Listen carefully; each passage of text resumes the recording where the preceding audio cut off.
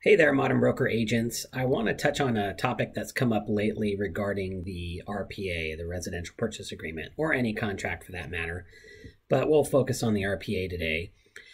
We've seen a couple contracts come through that say the buyer's name or assigns, so Joe Buyer or assigns on the actual offer. And I guess I want to talk about that real quickly and explain how and when an agreement can be assigned. So I'm going to jump into zip forms here in a second, and we're going to take a look at the RPA, and I want to show you real quick what the contract says about assignability. So first things first, we scroll to the end of the contract. It does address it in section 26. So section 26 of the RPA says, buyers shall not assign all or any part of buyer's interest in this agreement without first having obtained the separate written consent of the seller to a specific assignee. Such consent shall not be unreasonably withheld. Any total or partial assignment shall not relieve the buyer or buyer's obligations pursuant to the agreement unless otherwise agreed in writing by seller. CAR Form AOAA.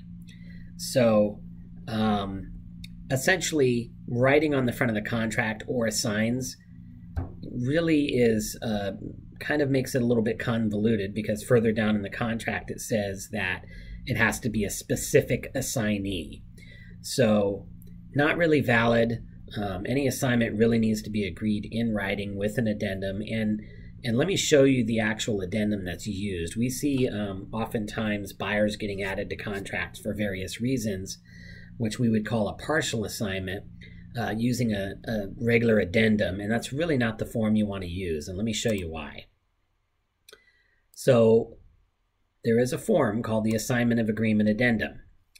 And you're going to use this particular form anytime you're going to be adding a buyer, which we sometimes see for, loan qualification reasons.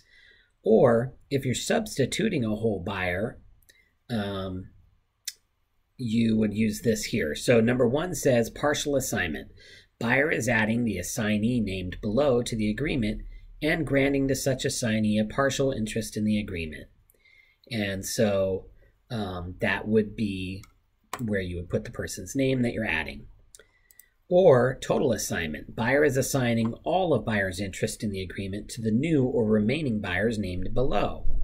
So this could be used for, deleting a buyer off the contract or completely substituting a buyer.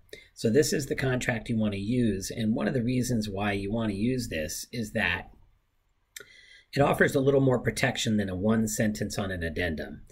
In this section here, it says essentially that the assignee acknowledges that the buyer has already provided assignee all of the transaction documents previously approved by the buyer, including but not limited to all contract documents, inspection reports, pamphlets, advisories, and disclosures. And the assignee, within 3 days after seller delivers to assignee a signed copy of this assignment of agreement addendum, shall initial, sign, and deliver to seller all prior documents. So essentially it puts a timeline on them reviewing the contract, reviewing all the disclosures, signing them all, and getting them back to you.